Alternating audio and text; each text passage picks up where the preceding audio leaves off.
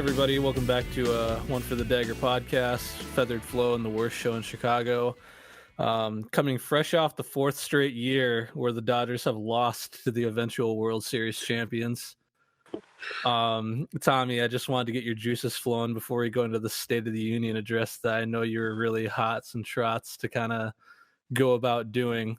So you really wanted to lay into Jeremy Colleton this episode. You were messaging me about how you don't even need fucking podcast notes. So I'm gonna let you kick it off here.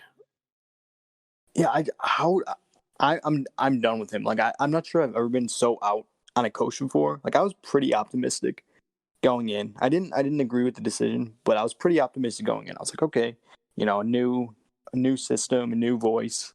Could be good, bring some good ideas. He did good in Rockford, and holy shit, he has no idea what he's doing. His line combinations are absolutely terrible. And then he sits and says it's not about the lines, but then he goes and changes the lines 3 times in 3 games or whatever it was.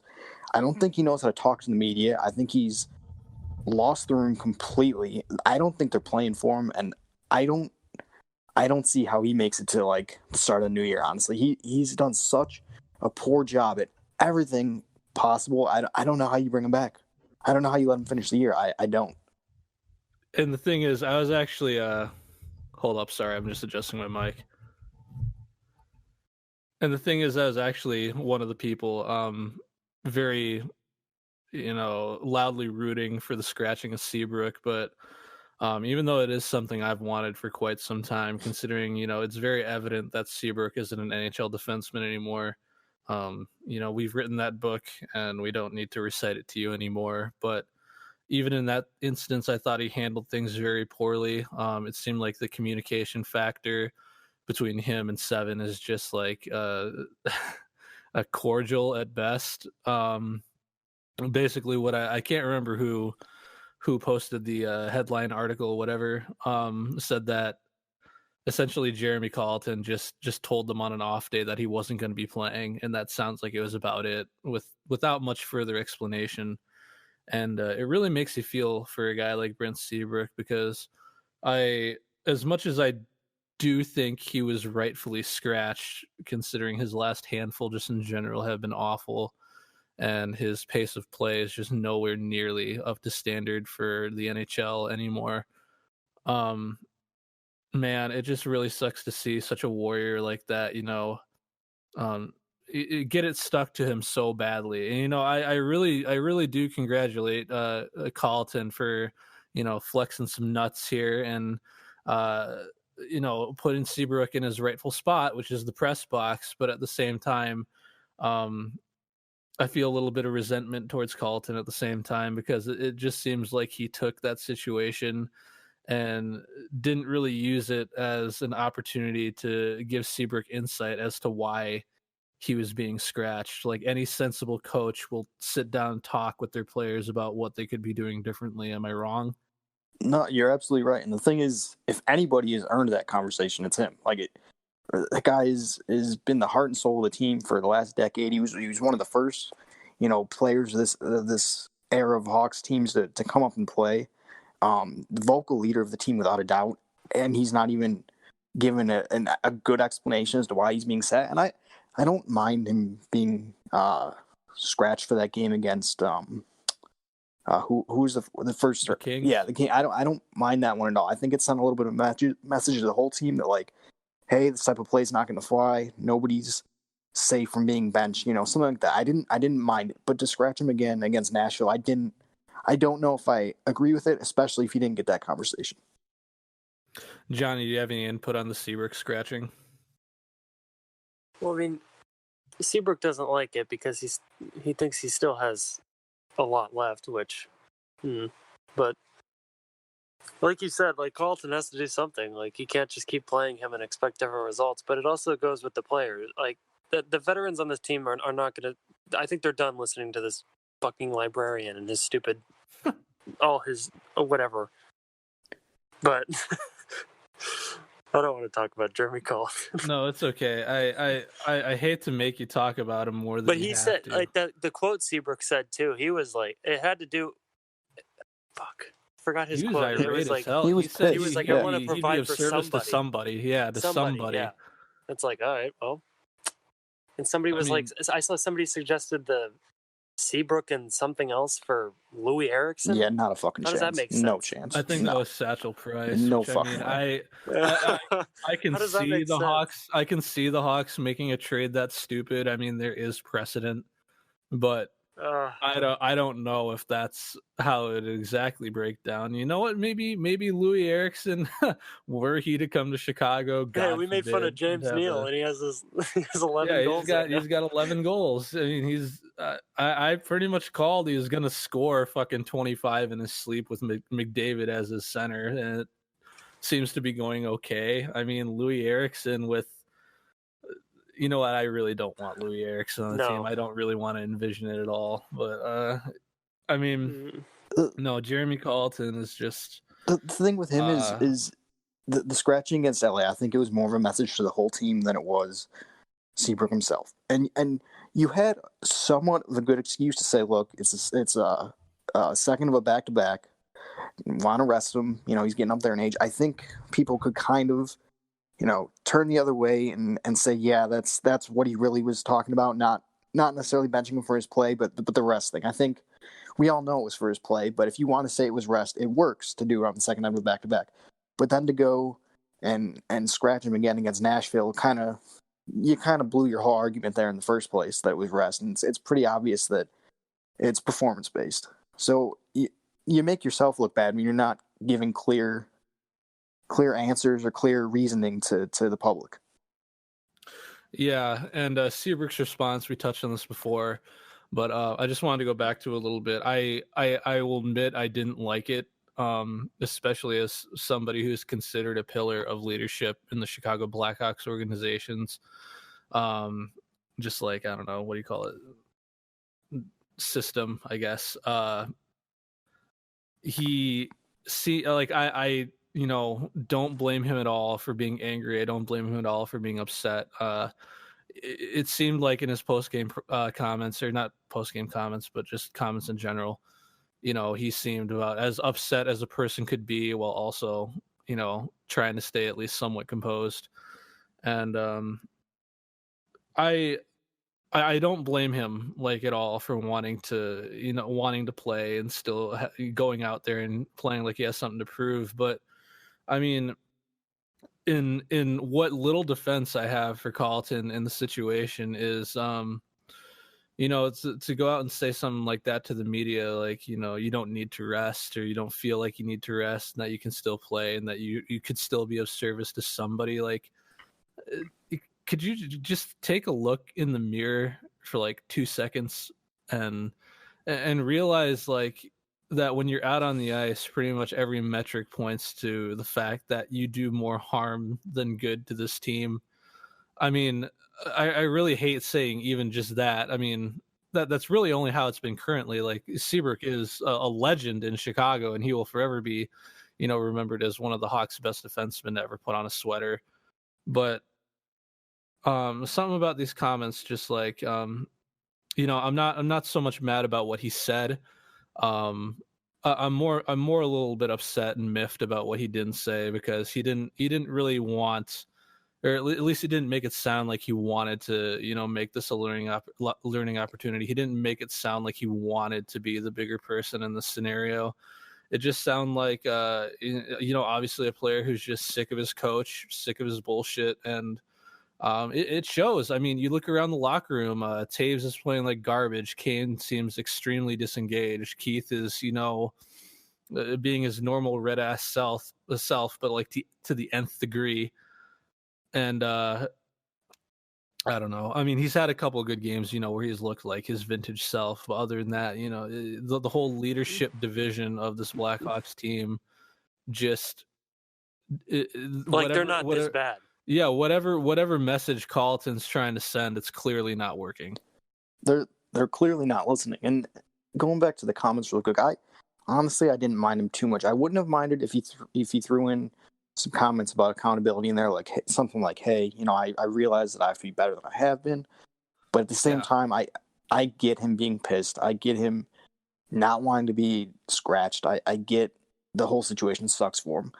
I don't mind him defending himself, but it would have been nice to see him take a little middle ground there too. Hey, I do need to be better, but obviously I'd rather be out there.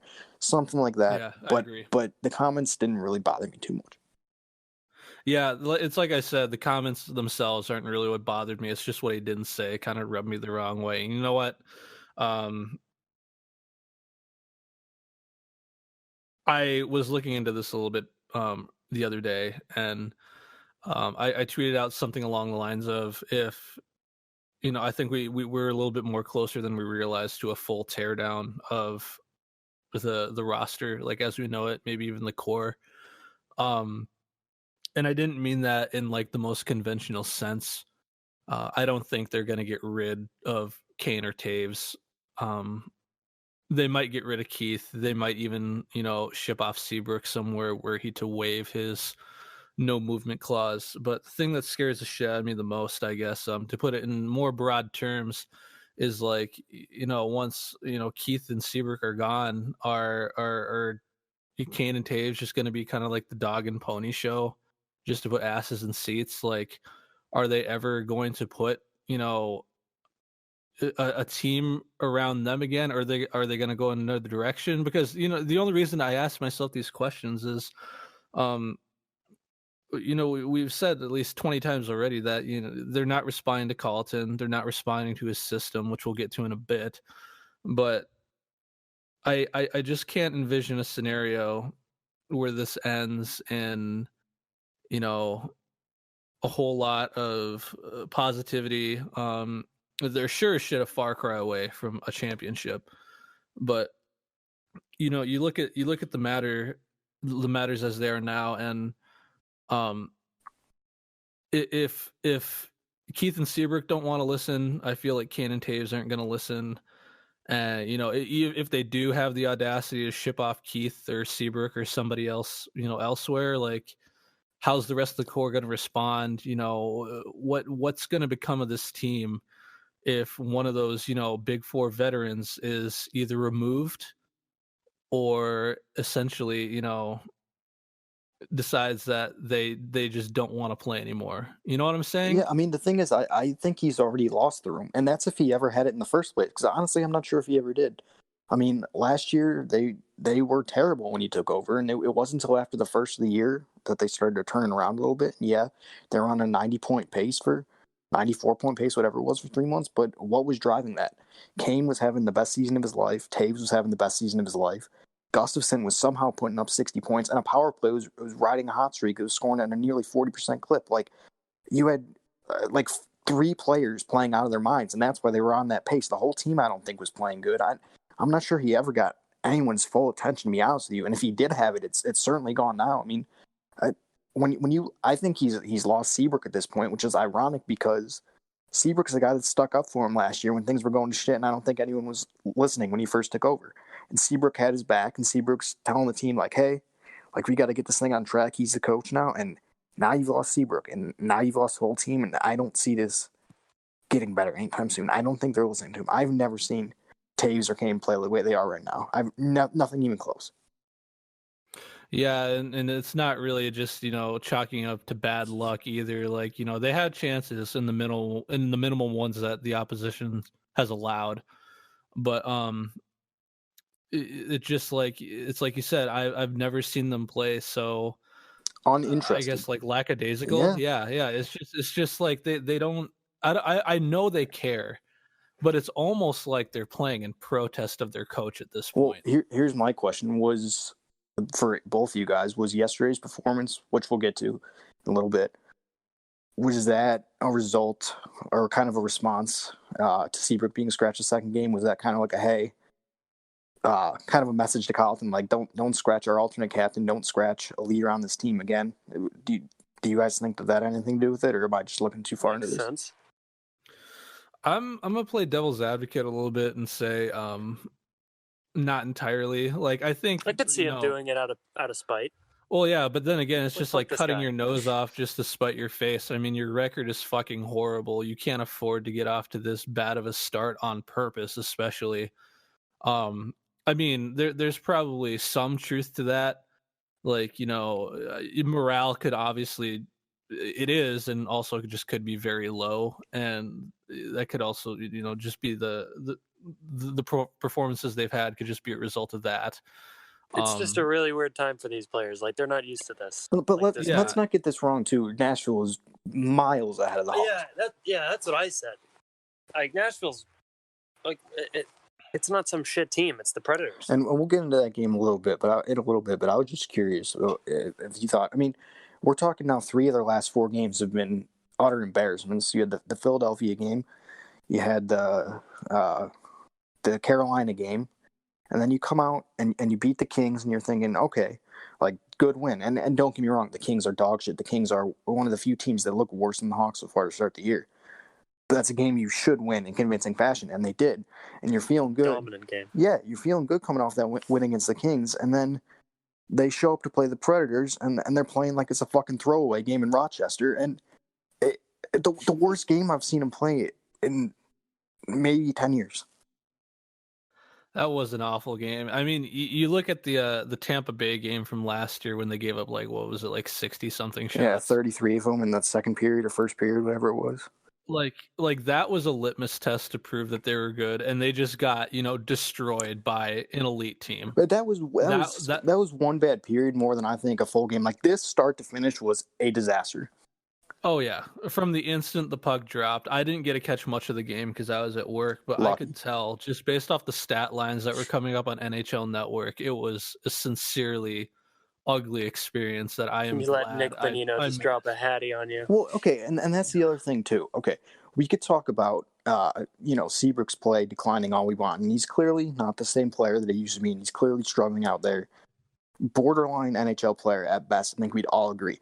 But I guarantee you, if he was in the lineup, he would have given more of an effort on that hat trick goal than Gustafsson did. Because he might not be the best player, but at least he tries. That's true. And, I also want to say that, maybe it's more of a system thing, but we could also move into that later. We'll get into that a bit too, yeah. I mean, Johnny, do you have any more thoughts on, like, the tomfuckery that is the Hawks locker room? The tomfuckery. I just don't think. I think he's never had him, and he never will. If they keep not at this point. No. Anything if he had them at all, and I'm not sure that he ever got that room. Those guys respected Q so much that I don't think that that Carlton ever got their attention, ever got them to buy in. Yeah, we talked many times about that 94 point pace they were on. That's great. You had 3 players dragging that team by the dick to that 94 point pace. I don't think that had anything to do with buying into the coach. Mm-mm. And probably one of the more ludicrous things I've heard in the past week or so as I enjoy a nice swig of Leinenkugel's Oktoberfest. Sponsor us, please. It's not a plug. But I mean, if they want to sponsor us, that'd be cool. Come on the show. I just took notice that a lot of people seem to think that Carlton is going in the right direction in terms of the policing these players, which I think is just not true in the slightest. You literally cannot do this and expect to harbor a healthy locker room status, I guess, so to speak.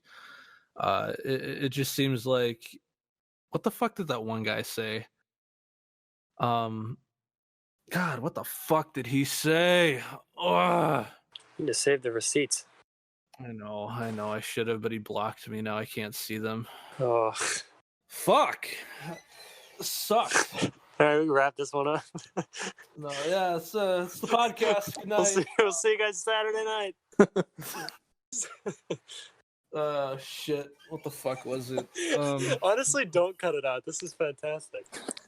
No, this is fucking... Yeah, I guess we are the worst. This is the Blackhawks locker room in an intermission of the second period. The hell are we doing out there? I don't know. All right, let's go get them. Everyone's just looking at Kane like, can you do the thing where you just, like, score all the goals? Who's texting me? How's the pod? I'm recording it right now. Thanks for asking. Last time we did this, my girlfriend texted me and she was like, can you call now? And I was like, busy. I'm busy. I'm getting pissed off about my hockey team online.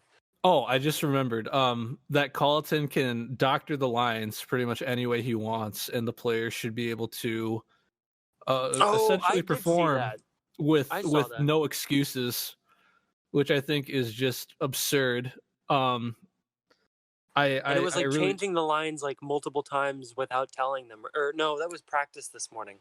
either way. I mean, it's the same shit. I mean, I saw Jonathan Taves and like Zach Zach Smith Smith and on a Andrew line Shaw. together. Yeah. Like, what the Oh my hell is God. that? He's throwing shit at the wall and hoping it sticks at this point. He has no answers. He has no Changing idea. the lines in practices. We're talking about a expecting guy them to- whose solution to everything so far, like I don't know, it seems to be like double shift Kane, like every chance he gets. Like he can't coach. It's so annoying.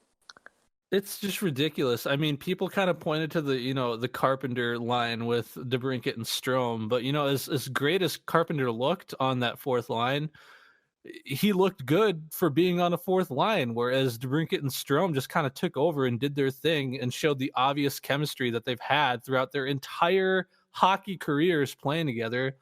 Like it was a no-brainer to put them together. Like how the hell do you not do that, especially after last year when they tore it up? Yeah, I mean, it took till game 11 of the season for him to put them two with Kane in the third period of game 11. Like, man, I just don't know how that works. Like you jumble the lines so much, nobody gets any good chemistry, and then you take out one of their veterans on a moment's notice with just a minimal amount of explanation. Like what as a coach would make you think that's going to sit well with your players? and it's juggling the lines in ways that make no sense at all. Like in ways that do not put the team in the best position to win, and that's literally his job. And here's the thing, I get it. Carlton's not good at making lines. This is known. Q was at least, good at putting the line blender together and finding something that worked for, a period or two to weather a storm, something like that. And even though he did have some dumbass moves like scratching Tavo and Vermette, we all know about that. I mean, we never saw it to the level at which Carlton has kind of executed the way he's deployed his players. Right. And I would say like 99% of the time with the blender Quenneville, it worked fine. It was pretty logical. He got the results. He knew his team, like he knew what the players needed to do. And Colin is the exact opposite. Like he can't coach. That's the difference. Like Q knew he knows his team. He knew his team. He's been there forever. Yeah. And I don't think Carlton knows like that. You have to form the lines like a certain way. Like I get that you want to have playmaker, puck winner, finisher. That's cool, and you can do that with the top six with guys like Saad, Taves, Kubalik, DeBrincat, Strome, Kane, or even Shaw. God forbid if you want to put him in the top six. But just, I mean, come on, man. Like David Kampf as your second line center. Zach Smith on the top line with Taves. Yeah, I mean Dylan Strome, fourth line winger. Dylan Strome, fourth line winger. Alex DeBrincat, fourth line winger. Yeah, that rules. Like the only line that's made sense so far out of this juggling has probably been Saad, Doc, and Shaw. Yeah, I mean, it didn't really make sense to put Carpenter with DeBrincat and Strome, but I mean, it worked for that game because you had the guy that created space for him, went to the corners, won the puck battles, all that. But like long term, that is not a solution. It's not. No, not at all. Do we have an explanation yet as to why he even put Dylan Strome on the wing, like a career center? All of a sudden, you're on. I actually have an explanation. Okay. In the OHL, he does have some experience playing wing because when he was in junior, he was on a line with DeBrincat and McDavid. And McDavid has also played center his entire life. Okay. And so I know people were pissed about, him reaching to Strome to put on wing, but there is at least like a paper thin reason at that, but a reason. Wing is one thing. The second fourth line wing, not the fourth line wing. Right. Exactly. Yeah. No, I agree. I mean, there was those, was it even multiple games where he was on second line wing or something like that? It was like 2 games. Doc over there it was like 2 games. I can't remember. Yeah, I think it was Washington and Vegas, maybe. Well, it's just like either way, and he tried doing this with Nylander too by trying to just rat fuck him into playing an awful game, which is shocking that he broke himself out of whatever funk he was in and has been playing great lately. But no, I mean I don't get how you go out of your way to sandbag your players like this and formulate lineups that make absolutely no sense. Right. And then go to the media and essentially throw all your players under the bus for everything that you're at fault for. No no accountability. Exactly. No accountability on his end. And the thing is, too, is like to say that the lines don't matter and it's all about just playing the right way it's such a bad statement. Like, yes, like it is, you have to play the right way, but like you also have to put your team in the best position to play the right way, and he's not doing that. And throwing people under the bus, throwing a team under the bus, a core under the bus that's accomplished more in their careers than he ever will, it gets old pretty quick. You can't just keep doing that every time something doesn't go your way. You can't take any blame. You got 4 guys on there that have won 3 cups. You have another 3 guys that have won 2 cups. And you're throwing them under the bus consistently and never shouldering any of the blame. And as far as I can remember, I don't think he's ever taken blame for anything. No, not a lot. I mean, he's done like the fake tough guy scene where he pretends to be pissed off about how games have ended up, which is one thing. But I hate to go all Uncle Ben from Spider-Man on you guys, but just like with that sort of great power as a head coach comes great responsibility, and you can try and light a fire under the guy's ass all you want.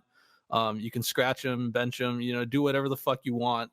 But at the same time, you have to own up to your own mistakes as well. Like, that's not just being a good coach, that's just being like a good person in general. And I'm not saying Jeremy Colleton's a bad person by any stretch of the imagination. He seems like a really straight-laced guy.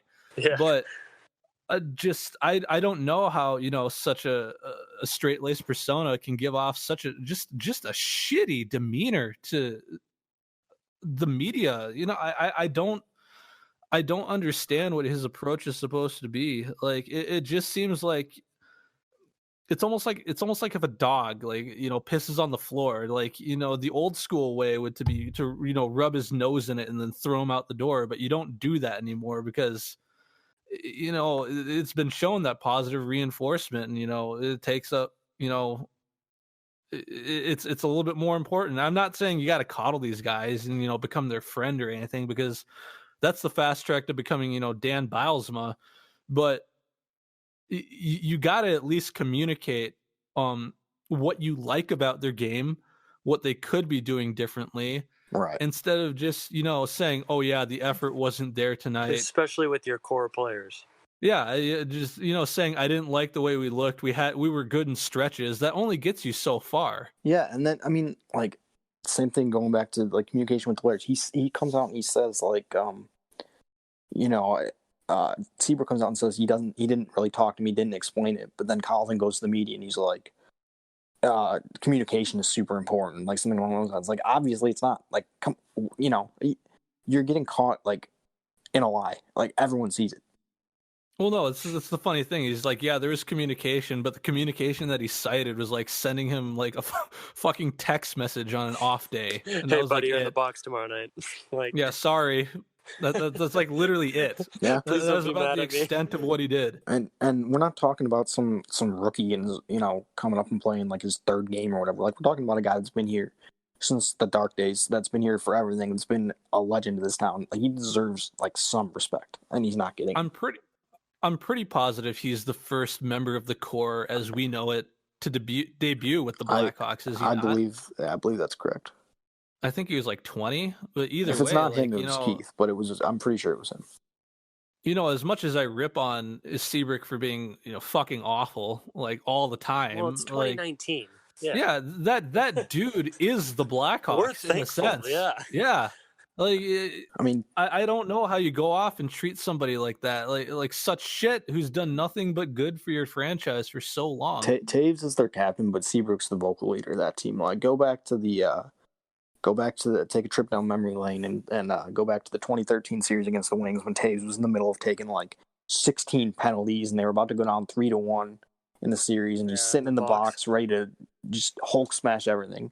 And Seabrook comes in the box, puts his arm around him, like talks to him, and they come back and they win the series, and Taves scores a couple goals. Like that, you can't tell me that that's a turning point of a season right there. That's a leader. And who got the series winning goal? Exactly. Yeah, that's like, well, it should have been Jalmerson, but right there. Oh yeah, it's fine. He's a warrior in his own right, and I honestly don't remember the Jalmerson goal. As far as I'm concerned, it never happened. No, it should have counted, but yeah. It just baffles me, like the direction this team's going, and oh god, it is just so ugly. And it's part of the reason what I was talking about earlier. Like if Seabrook goes down, I feel like the rest of the team kind of goes down with him, because for as much as he kind of sucks, playing wise, this team in an emotional sense seems to be attached at the hip with those four core guys, Seabrook obviously being one of the biggest of them all, if not the biggest. Man, I just feel like if he's as done as we think he is, then this team, like, you might as well just go to fucking Rimouski and give Lafreniere a sweater right now.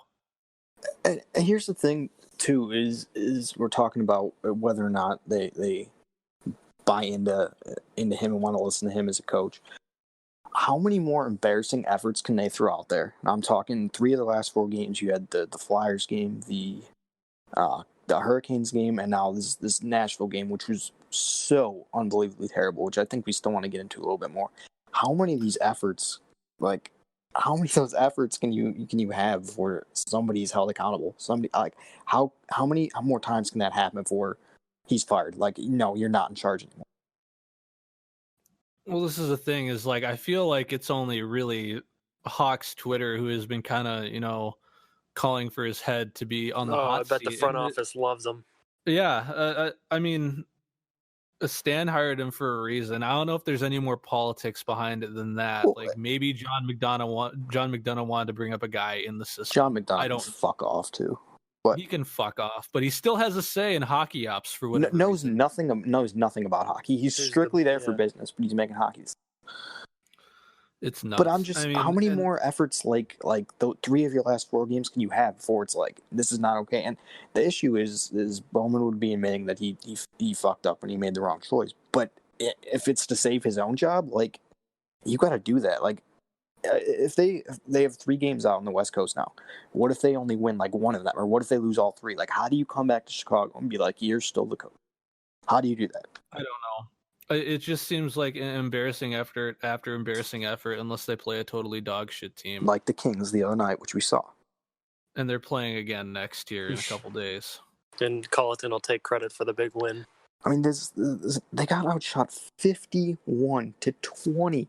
Like, when I say this game, like, when anyone says this game could have been like 10-0, they're literally not kidding. Like, that is not an exaggeration. The only reason it wasn't is because Robin Leonard stood on his head. He was awesome, and then he praised the defense afterwards. He literally thanked the defense for the way they played in front of him. I was like, are you fucking kidding me? Like, you should 51 puck shot at you over a 3-hour span, and you're praising the defense in front of you for fucking what? What did they do? They did nothing.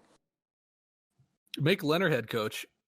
Man, he's an awesome teammate. Like, player coach. Here we go. But I mean, they got outshot 51-20. At one point, it was on pace to be like 48-16 or something like that. Like, how at one point they were on pace for 60 shots. Like, it actually toned down. There was and getting back to whether or not the right coach is here. There was a Leonard. Remember when Leonard froze the puck? They went to the TV timeout. There's roughly 3 to 5 minutes in between play for a TV timeout. You could ice anyone you want, and nobody should be out of gas. Everyone should be ready to go. He comes out of a TV timeout, a defensive zone draw with Gustafsson and Gilbert as his 2 defensemen, with Carpenter, DeBrincat, and Strome. You can't do that. And then Nashville ended up having, like, I think it was 38 straight seconds in their zone. And I believe 7 shots on goal. Not an exaggeration. I believe in that 38 seconds there were 7 shots on goal. And eventually scored. They eventually score on the play. No, it's but okay though. It's okay though because line matchups don't you matter. came out of a TV timeout and you iced Gustafson and Gilbert in the defensive zone. Like, how is that? That's not even defensible. It's not even. Holy shit! Like, Yeah, it's literally a guy who we all know can't play defense, and then some dude playing like his fourth NHL game or something like that. Like, come on! And then you got DeBrincat and Strome. You know, as much as I love those guys, not exactly defensive stalwarts. Even though I will maintain that Alex DeBrincat plays a pretty solid 200-foot game, the guy that you got there that you're relying on almost entirely is Carpenter. yeah, it was 38 seconds of possession and 7 shots on goal. That's a shot on goal every 5 seconds. Like, are you kidding?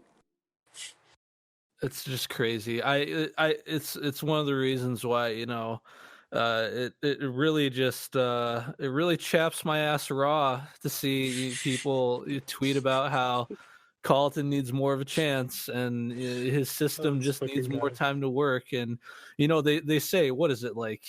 How many games have we even fucking played so far? Is it like it's 11? Been 11 games, but so they've had 11 games this year. Like that much. They've had 11 games this year. They had 6 preseason games, and he coached 60-something games last year. So he's been behind the bench. Yeah, no, it hasn't been 11 games. It's been like 60. It's been like 80. Yeah. It's been like over 80.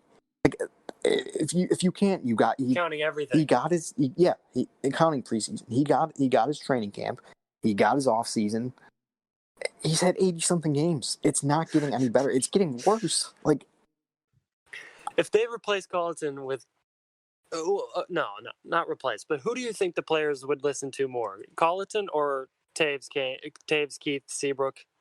Yeah, exactly. Well, easily they don't care what he has to say. Vets, but like, I guess it kind of just reminds me of like the like this could manifest itself into being like one of those, you know, onset fall of Detroit situations where, you know, Henrik Zetterberg sitting in the locker room, and despite what his coach says, is like, okay, guys, here's what we're actually going to do. And then, you know, everything just kind of falls apart internally from there. There's no evidence that they're listening or buying into anything. There's no evidence anything's getting better. And no, there's not. And no real help's coming on the way. No. I mean, I can scream, call up Adam Boquist until I'm blue in the face, and Halloween today will be day 10. They really, they're on some serious thin ice right now. I think just front office wise entirely. Like, so here's my thing is, and I'm not a big Bowman guy at all. And at this time last year, almost this time last year, I was calling for him to be fired. I think, relatively speaking, he's had a pretty decent calendar year.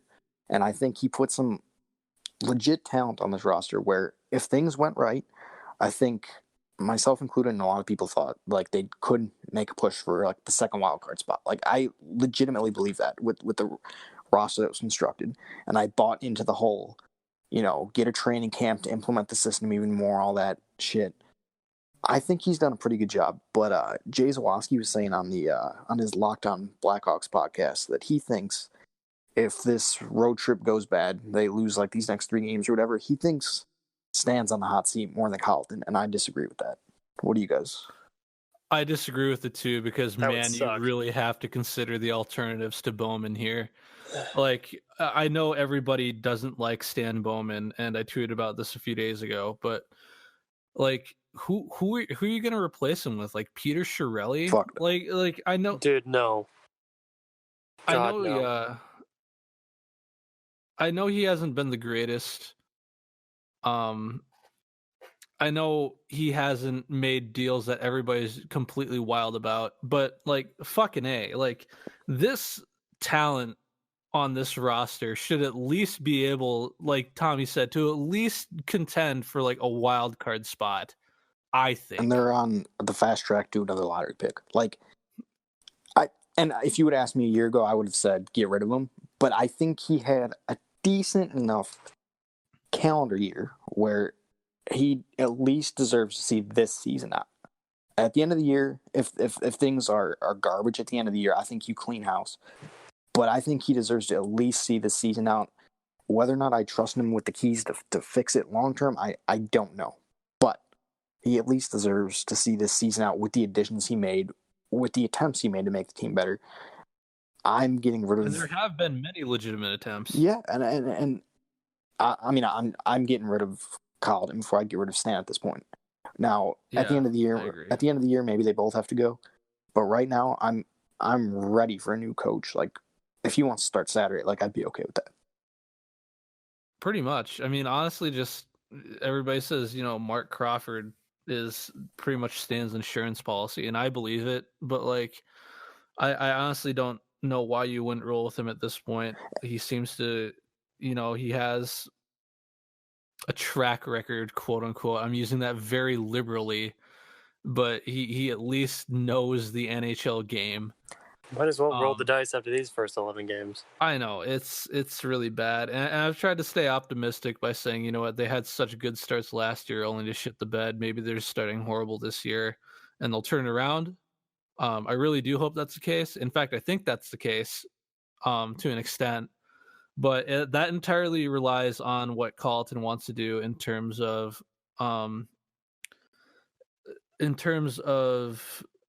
deploying a system that he sees fit, because the man-to-man coverage just doesn't cut it. Is this so complicated that they legitimately cannot pick it up after 80 games? It can't be. No. You cannot play a system like that when you have zero speed. Like, it's a perfectly fine. Don't have fast defensemen. Yeah, because one guy gets beat and the entire thing goes to shit, and it happens countless times over and over and over again. And I don't think anybody. You're wrong. I don't think anybody actually wants Mark Crawford. I think I'm just done with Jeremy Colleton, so I'm just willing to give anybody else a shot. And, we'll take anyone. And if he takes over and he implements more of his zone system, simplifies it, that makes more sense, that caters to this roster better. If he puts lines together, that makes sense. If he tries to find something to get something out of the special teams, and they, can turn this around a little bit, I think that's a win. I honestly do, because they're not going anywhere right now, and it's going to get. I would like to see what the Hawks' record would be right now after 11 games if Q was the coach. Yeah, I mean it's very interesting point. I'm on record of saying I never would have fired him. You can argue that it was time to move on. Maybe it was. I wouldn't have done it, but I mean it was a long time coming. Whether I'm sorry, you cut out there. What'd you say? The replacement was a long time coming, whether or not it was deserved. You could argue it wasn't, but it was a long time coming. It was on the wall for so long. I mean, I don't think people realize like how close he was to getting fired after they lost to Phoenix in 2012. I mean, I think it was almost a done deal before they decided. Stuff would have been so much different. Yeah. Oh man, I can't even imagine what that would have been like. Can you imagine only having one Drury Cup? Yeah. I mean, it makes us sound so spoiled, and to an extent we are, because the Hawks are the team of the decade, and I will not hear any fucking arguments. Sky Point. But no, Mark Crawford, I'm assuming he wouldn't be a great coach, but god damn it if he wouldn't be a better alternative. Anything is better than just to be so stubborn, to like watch this over and over again, constant defensive lapses, and then just come out and say we need to play the right way. No. That's the player's fault. Yeah. Well, this is the thing. It's failure by design, because, like you said, no speed. It can't work in a man system. That literally means on this roster, you have no margin for error. Zero margin for error. And with hockey being as random as it is, that's physically impossible. Like, it is impossible for this roster to play up to the expectations that this coach has kind of set for his own system. I mean, you're telling me that if they played a zone system that you couldn't get a little bit more out of Seabrook than what you're getting right now? Like, yeah, you could. Like, absolutely you could. Well, yeah, I mean, it gives you an opportunity to rest some of your older guys' legs, too. Like, you can play a little bit more conservatively. You sit back in your zone a little bit more, and you have, your wingers pressuring the puck carriers. Like, this is not fucking rocket science. Like, I don't understand how you can have the slowest defensive core in the league and then go out and be like, yeah, we got to play fast almost always. And if, by the way, this guy blows coverage here, you better get there in time to make up for it, or else this guy's open and we're screwed, which happens a lot. It happens every single fucking game. How many times is someone just standing alone in the blue paint? 5 times a game? Like, Man, what was that one game where they just said, who the fuck was it that scored completely alone in front of the Hawks I net? sent you that goal too. It was somebody. Yes. It was somebody on. It was the Winnipeg game, right? I think it was the Winnipeg game. Or was it the Sharks where they were playing? Maybe. Was it Barclay Goodrow? Oh yeah. It was the first game after the Prague trip. Yeah, you're right. I remember that game because I was driving up to Duluth and then I was watching it in the car and I shut it off because it was so bad. Yeah, I mean, it's zero margin for error. When you're playing a system designed for speed and you have no speed, like, what are we doing? I don't know. It just seems like the Hawks are at a very extreme crossroads right now, and whether it be in coaching or whether it be in management, these next few months, the whole season, I guess per se, whether we like it or not, are some serious some serious waters that we got to wade through, because there is nothing about the beginning of the season that strikes confidence in me as a fan. No. There's nothing about the beginning of the season that makes me think that there is, an upward. Nope. I mean, for all we know, like, scariest shit is like they couldn't even, maybe this isn't even rock bottom. Like, that is a sincere possibility. I think that man, I don't know how it gets worse than this. I mean, you saw it last night. That's pretty low, but Yeah. like, imagine if they string together multiple games like that. Like, that's inherently worse. But that would bring Or change. like you said, that would Leonard absolutely bring change. Leonard doesn't stand on his head and they lose 8-0. Well, that's the thing, is it brings change, but like, is it positive or negative? Like, we tried to bring in change with Colleton, the firing at Q, and we've seen how it's turned out, and it's completely backfired. Yeah, I mean, Pecorino's comments after the game yesterday said everything to me. He basically said that was one of the easiest games I've ever played in my life. Like, that should be a wake-up call. That should be a wake-up call to every single guy in that room.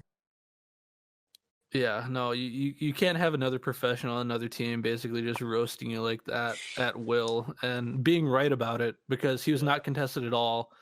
It never seemed like the Predators got out of, just kind of playing in slow motion for a while, except for when they were on offense. They looked pretty good, but just like, it's not like they had to try very hard to stave off any of Chicago's efforts. No, there was like, I think they were credited with like 3 scoring chances the entire game. That's terrible. I mean, God. Yeah, it's bad. It really is. I'm gonna go on the natural stat trick and see who is the worst player on the ice. Let's find out. I'm just gonna. I have no idea. I haven't looked, but my guess is Gustafsson. So let me know. Didn't you say Cuckoo played like okay? Not yesterday. Against the Kings and against Carolina, I thought he was pretty good, but yesterday, no. Let's see what we got here. Full report. Give it to me. I want to die. Blackhawks on ice. Gustafsson had a fucking front row seat to that hat trick goal, so I'm gonna go with him. I apologize for us coming to you in this very loose format. You, the listening audience, by the way. Yeah, but, all 6 people. Thanks. We're just chilling.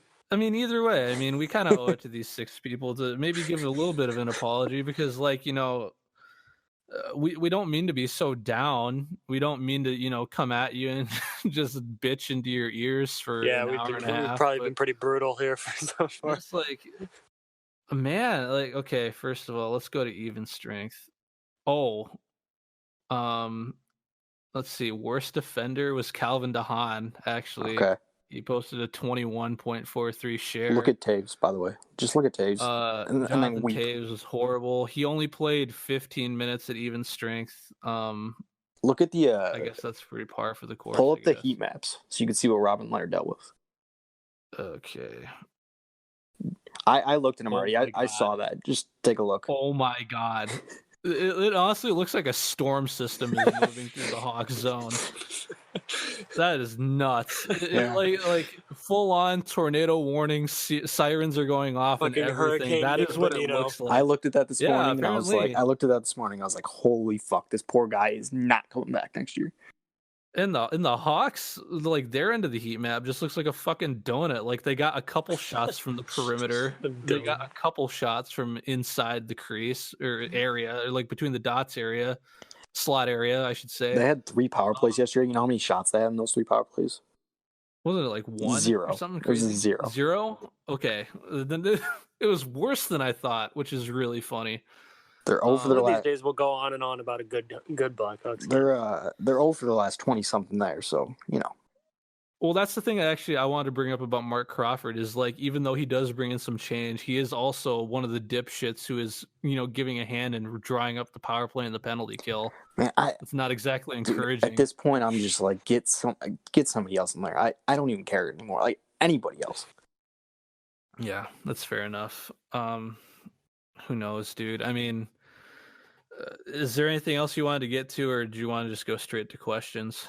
Yeah, I think we pretty much covered everything. The questions are. All right, that's fair enough with me. I actually owe this guy a little bit because he asked me about a week ago, and I forgot to I forgot to answer it. But here, let me look up his name really quick.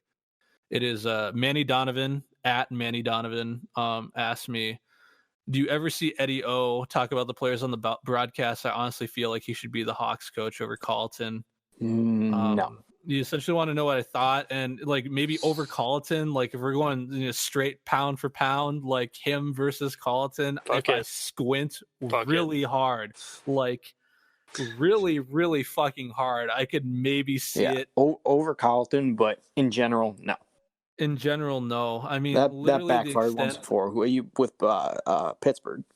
With Pittsburgh, and they had generational talent on that team. Yeah. Like that wasn't a horrible team. So over Carlton, like you said, if you squint, yeah, maybe, but generally speaking, not a chance. He's perfectly fine in the booth. No, the extent of Eddie Olczyk's hockey analysis is throw those hands up towards the crossbar and get that stick on the ice. And I mean, I fucking could do that in my sleep. So if he can be an NHL coach, then so can I. God damn it! Keep the feet moving too. Don't forget. No, yeah, keep the feet moving. You want to see a young player shoot to the net, shoot that kid. puck. Yeah, shoot that puck. Don't defer to net. somebody else. God damn. No, let's see what else we got here. From Trick to Treat at From Tape to Tape asks, is there a good alternative to Colleton other than Crawford? Are you concerned about Doc's ice time? What's Keith's trade value? That's 3 questions, but I won't blame you because we only got like a handful. So in season, I think alternatives, no, because you're not bringing somebody from outside in season. It's not going to happen. So as far as the rest of this year goes, he's probably your safest bet. But if let's say that happens, it all backfires. They clean house at the end of the year. I'm throwing a name out here. Just let me know what you think. Babcock. No, I don't. I'll take it.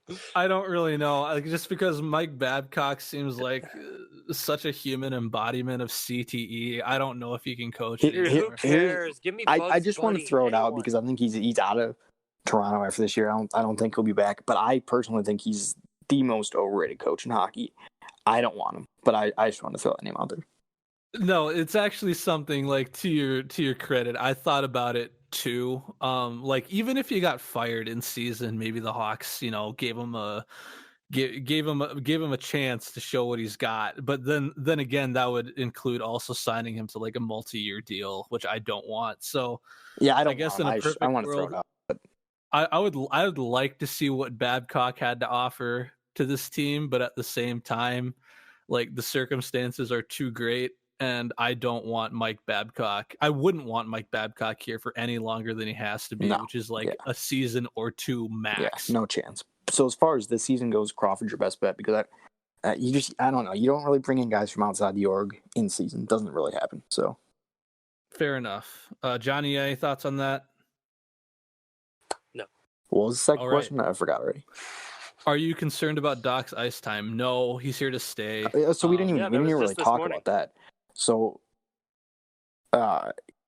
he's staying for the rest of the year, not going back to juniors. But did you see what Carlton said about? No, I actually saw he averaged about 15 or so minutes of ice time at even strength, though. So I didn't hear what he said. He didn't play much yesterday, which for whatever reason, but not really the point. So anyway, so they announced today that he was going to stay with the team for the rest of the year, which I think is the right move. But Carlton, basically paraphrasing, said, he might not play every night. We need to focus on him getting bigger and stronger. An 82 games. He essentially said an 82 game season is long for a kid that's used to playing in juniors, and he might not have the stamina or the strength to play the whole season. So they're going to manage his ice time. They're going to rest him, and so.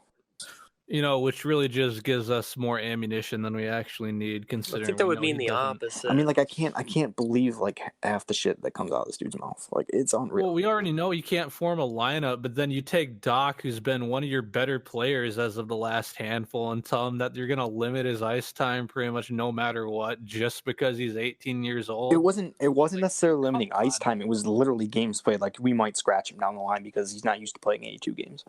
Oh yeah, but you know what I mean. Yeah. I mean, God, that frustrates me.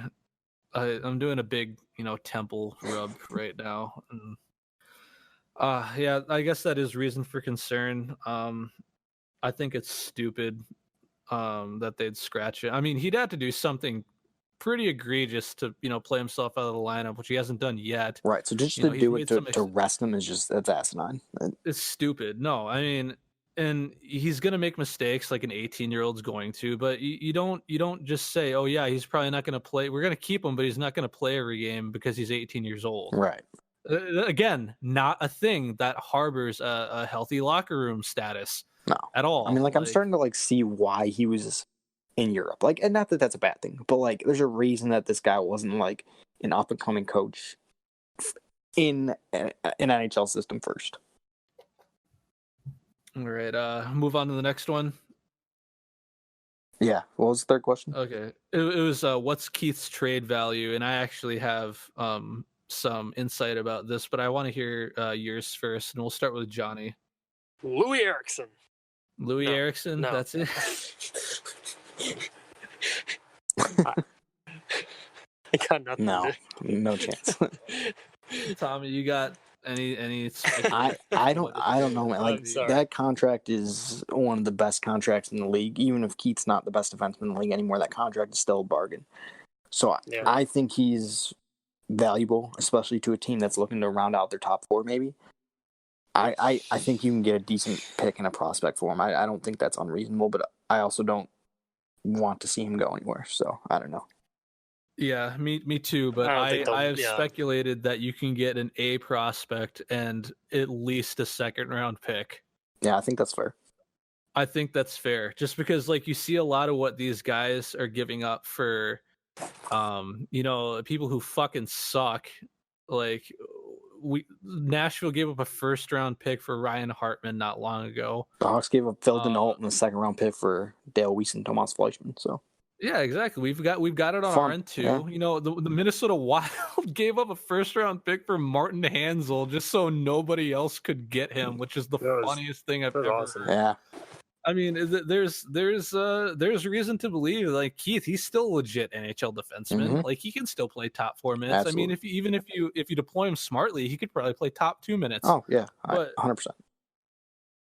No, yeah, I think if you were to trade Keith, he does have that good contract. He has to agree too. Yeah, exactly. He's got that good contract. He may agree. He might, but you can still. He might agree just to get the fuck away from Colleton. Honestly, he might. He really might. I mean, he is a person too. You can really only take so much of this. Yeah. This is terrible. I didn't listen to it. We're on the cliff. I didn't listen to the full. I listened to most of the interview, and I know it's super controversial, so I don't want to get into it too much. But the Spit and Chicklets podcast from Barstool, they were in Chicago and they had Duncan Keith on last week and or earlier this week. The episode came out, and I listened to most of it. And I either missed this or I haven't gotten to it yet, but apparently he took a little subtle shot at Colin on this interview. So I'm gonna have to go back and re-listen and see if I can pick up on what it was, because apparently it's there. So I'm kind of interested to hear what it was. I either missed it or I haven't gotten there.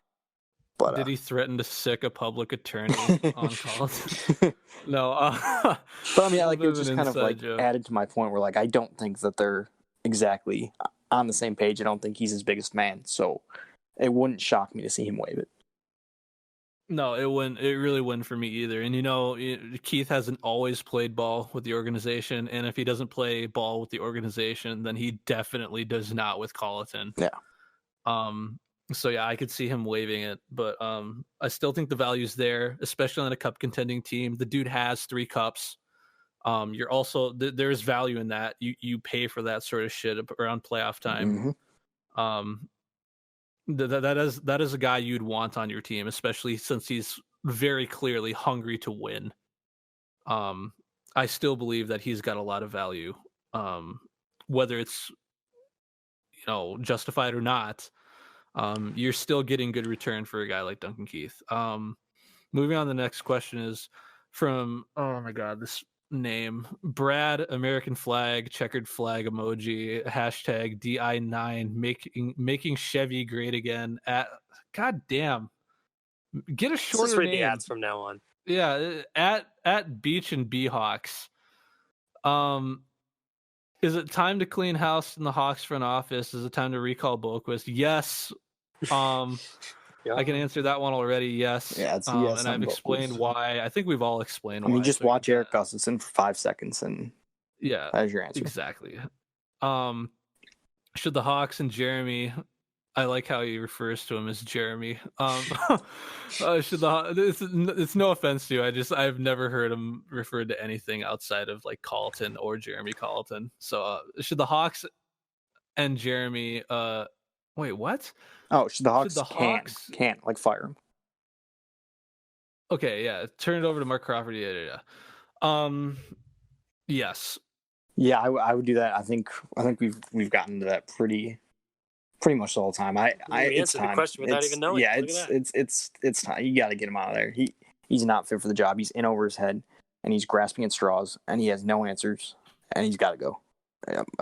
Give Mark Crawford a shot. You can't do any worse. Let's put it that way.